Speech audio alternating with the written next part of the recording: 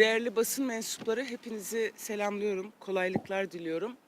Bu açıklamamız adalet nöbeti açıklaması olacak. Tek gündemle bu açıklamayı yapıyoruz. Tecrit, İmralı Adası'nda bütün ısrarlara, bütün taleplere, bütün uyarılara rağmen ısrar edilen tecrit konusunda olacak.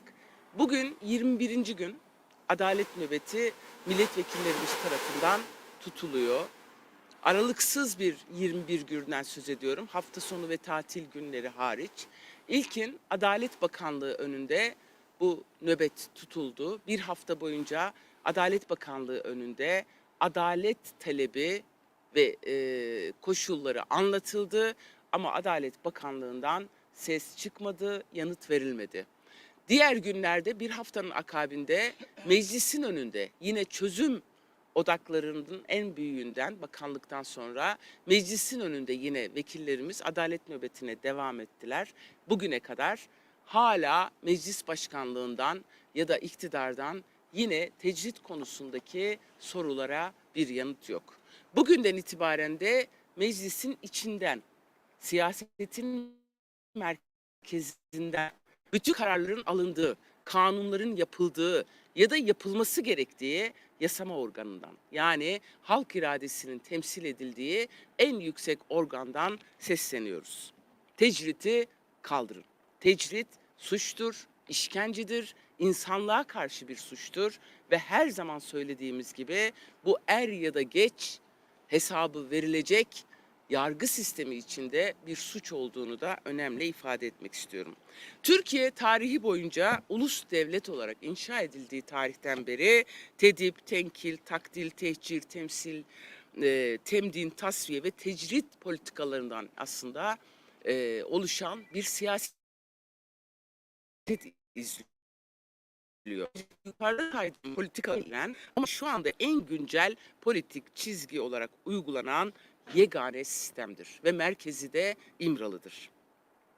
Sayın Öcalan ve yanındaki Ömer Hayri Konar, Hamili Yıldırım ve Veysi Aktaş'a uygulanan tecrit sıradan bir tecrit değil. Umudun zerresini bırakmamak üzerine kurulmuş, Türkiye'yi de aşan uluslararası bir tecrittir. Ve adı derinleştirilmiş mutlak tecrittir. Çünkü dünyada bir örneği yok bunun. Bu derinleştirilmiş tecritin en önemli sebebi İmralı'nın Kürt sorununun demokratik çözümünde bitmeyen ısrarıdır. Evet, çözümde ısrar etmesidir. Hakikatler eğilip bükülerek değiştirilemez. Çünkü onlar anlaşılsın diye var. İnanılsın diye değil. Bugün Kürt sorunu tam da anlaşılmak üzere ortada duran bir hakikat. Her gün yeni bir inkar repertuarları eklenerek çözümsüzlüğü derinleştirilen, savaş, şiddet ve çatışma üzerinden yorumlanan bu yüzyılların somut gerçeği ulusal düzeyden çıkıp artık küresel düzeyde tartışılmaktadır. Bu sorunun birçok güncel yüzü mevcuttur. Tecrit en önemli, en acil ve en güncel yüzüdür. Bu anlamda tecridi umut hakkından dahi mahrum bırakan, tarihsel bir mantık ve süreklilik siyaseti içinde zamanı donduran, mekanı sabitleyen bir siyaset olarak görüyoruz. Tecrit, demokratik bir uzlaşıya, özgür bir siyaset ve evrensel hukuka yüz çevirmedir. Tecrit, hukukun sıfır noktasıdır. Tecrit bir avukat görüş, aile görüş, telefon görüş yasağı değildir sadece. Elbette hepsidir ama bunları çok aşan bir şeydir. Tecrit başta mantık olarak başta Kürt toplumu olmak üzere halklar ve onların demokratik kazanımlarını boğma girişimidir aynı zamanda. Özel bir hukukun ve özel bir rejimin, özel yasaların işletildiği İmralı cezaevinden yaklaşık 2 yıldır haber alınamıyor. İmralı adeta bir kayıp gönderge olarak kodlanıyor. Böyle bir yer ve sistem yokmuş gibi kaçırılıyor kamuoyundan. Tecrit yok deniyor. Adalet Bakanlığı'nın yok dediği tecriti ise dünya kamuoyu tartışmaya devam ediyor. 29 baroya kayıtlı 775 avukat 10-17 Haziran 2022 tarihleri arasında avukat ziyareti gerçekleştirmek için Bursa Cumhuriyet Başsavcılığına başvuruda bulundu. Ardından 14 Ağustos'ta Demokrasi ve Dünya İnsan Hakları için Avrupa Avukatlar Birliği öncülüğünde 22 ülkeden 350 avukat Öcalan'la görüşmek için Adalet Bakanlığı'na mektup gönderdi. Ve son olarak Fas, Filistin, Federe Kürdistan bölgesi yönetimi, Irak, Lübnan, Mısır, Kuzey ve Doğu Suriye ile Ürdün'den 756 avukatın Adalet Bakanlığı'na İmralı'da kalan 3 isimle görüşmek için başvuruda bulunduğu duyuruldu kamuoyuna. Yani dünyada 30'un üzerinde ülkeden 2000 avukat aynı meşru talepte bulundu. Yaptıkları açıklamalarla uluslararası medyadaki uygulamaların özel ve ayrımcı bir tecrit olduğu vurgulandı. Evet, dünyanın her yerinden Türkiye'nin Adalet Bakanlığı'na başvuru var. CPT'ye başvuru var. Tecrit dünyanın gündeminde ama Türkiye yok diyor, yokmuş gibi davranıyor. Mış gibi davranmaya devam ediyor. Adalet Bakanlığı tecrit sistemine dair tek söz sarf etmiyor. Derin bir sessizlik ile durumu geçiştirmeye çalışıyor.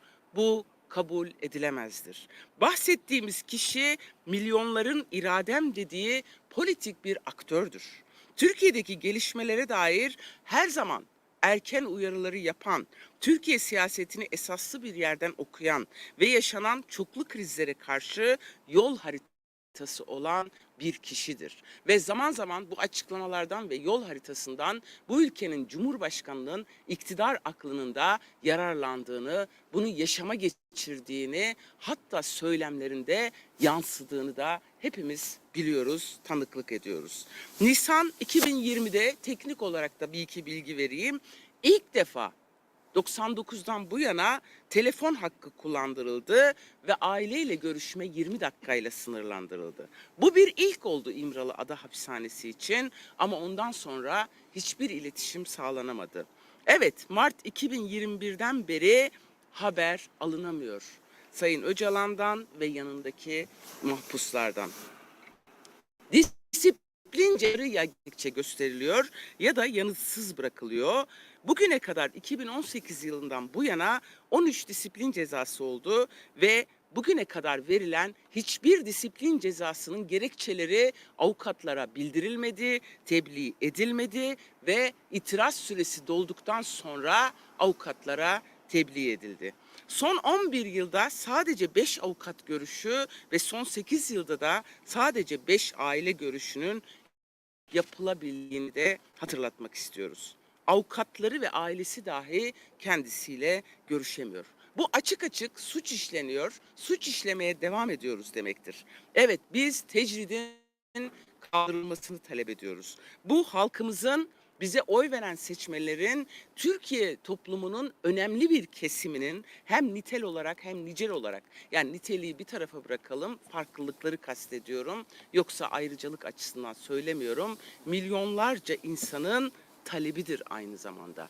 Türkiye'nin batısından doğusuna, kuzeyinden güneyine yaşayan milyonlarca Kürt, Türk, farklı etnik kimlikler bu tecritin kaldırılmasını istiyor. Ve uluslararası hukuk örgütleri Türkiye'de CPT tavsiyelerine uymak ve PKK lideri Öcalan ile diğer tutukluların İmralı'daki tecride son vermesi için çağrıda bulundu. Türkiye bunu da görmedi, duymadı, duymamazlıktan geldi. Buna cevap vermek zorundasınız. Sorunların çözümü doğru tanımlamalarıyla doğrudan bağlantılıdır der Abdullah Öcalan. Sorunun tanımını doğru koymazsak çözümünü imkansız hale getiririz. Kangrenleşmiş sorunlarımızın çözülememe nedeni budur. Sorun doğru tanımlamazsak günü kurtaran palyatif çözümler üretmekten başka bir iş yapmamış oluruz ki bize göre mevcut iktidarın yaptığı da budur. Evet, bu disiplin cezalarına ilişkin bir cümlede söyleyeyim. Bu hukuksuzluğu hukuka uydurmak kılıfından başka hiçbir şey değildir. Hiç kimseyle görüşmeyen, dört duvar arasında ki tutulan mahpuslara verilen disiplin cezasının gerekçeleri, ayrıntıları nedir acaba? Hiç kimseyle görüşmüyor. Odasında tek tutuluyor Buna ilişkin bir tane yansımıştı sadece, onu hatırladım. Arkadaşlarıyla havalandırmada konuyu havalanma hakkını, spor hakkını engellediği gibi ucube, garabet bir gerekçeyle disiplin cezası verilebiliyor. İşte böyle bir keyfiyetten söz ediyoruz. Bu da hukuksuzluğa, hukuki kılıf uydurmadan başka bir şey değildir.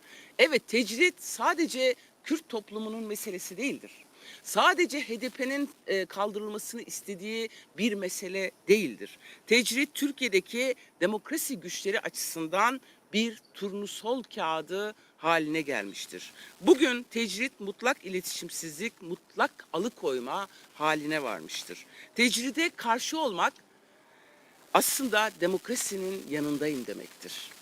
Siyasi düşüncesi ne olursa olsun Türkiye'de yaşayan her bir demokratın öncelikli görevi tecrit siyasetini deşifre etmek olmalıdır. Çünkü tecrit siyaseti sonlanmadan Türkiye'nin gerçek anlamda bir demokrasiye kavuşması mümkün değildir. Diyoruz ki tecrit ile kimse sonuç alamaz. Sadece erteleyebilir, zamana yayabilir, sorunlar yumağına, duygusal kopuşlara, farklı çözüm arayışlarına neden olur. Oysa çözüm bir ada mesafesindedir. Savaş için ülkelere değil, adaya gitmelisiniz. Çünkü herkesin bildiği üzere İmralı'da Öcalan ile görüşme ve diyaloğun açıldığı dönemler Türkiye'de Kürt sorununun barışçıl çözümünün tartışılabildiği ve demokrasi kültürünün yükseldiği dönemlerdir. Türkiye'nin şu an içine düştüğü krizler kuyusundan çıkaracak olan kişinin Öcalan olduğunu bilen güçler tecritte ısrar ediyor. Tecrit kalkarsa soygun ve talan düzeninin biteceğinden korkuyorlar. Barış ihtimalinin konuşulacağı, ona zeminin açılacağını bilen savaş baronları da istemiyor tecritin sona ermesini. Evet, tecrit sadece söylendiği kadar bir kelimeden ibaret değil. Türkiye'nin demokratikleşmesi, Türkiye'de bütün yurttaşların eşit ve özgür şartlarda anayasal güvence altında yaşaması için çok önemli bir odaktır. Bir aktördür ve bunu Türkiye 2,5 yıl boyunca deneyimledi. Şimdi savaşta ısrar edenler aynı zamanda tecritte de ısrar ediyor. Evet, bu konuda bir ayrıcalık kimse istemiyor. İmralı'da tutulan, haksız yere tecritte tutulan mahpuslar da ayrıcalık istemiyor ve bunu kendileri de zaten her fırsatta geçmişte söylediler. Milyonların ve bizlerin talebi ayrıcalık değil, hukuk ilkelerinin uygulanmasıdır. Herkes için eşitçe uygulanmasıdır. Devlet Kürt sorununu güvenlik konseptiyle ne çözebilir, ne bastırabilir, tecrit ile de sonuç alamaz. Sadece sorunu erteleyebilir ki her erteleme yıllara yayılan sorunlar yumağına, duygusal kopuşlara, farklı çözüm arayışlarına neden olur. İmralı kapatılmalıdır, tecrit son bulmalıdır. Değerli basın mensupları, bu anlattıklarımı özetini şöyle ifade edeyim. Bugün biz Halkların Demokratik Partisi olarak hakikaten tecritle ilgili Türkiye'nin geleceği arasında doğrudan bir bağlantı olduğunu önemli her fırsatta ifade ediyoruz. Çünkü çözülemeyen Kürt meselesi savaş politikalarıyla, şiddet yöntemleriyle bugüne kadar çözülmedi. Ve bunu 10 yıllardır Türkiye toplumu maalesef kanıyla, canıyla, her şeyiyle deneyimledi. Bütün Türkiye toplumu. Ve bunu bitirebiliriz. Bunu hep birlikte bitirebiliriz. HDP her zaman savaşın karşısında, barışın da, tecritin karşısında özgürlüğün ve hukukun yanında oldu. Bundan sonra da olmaya devam edecek.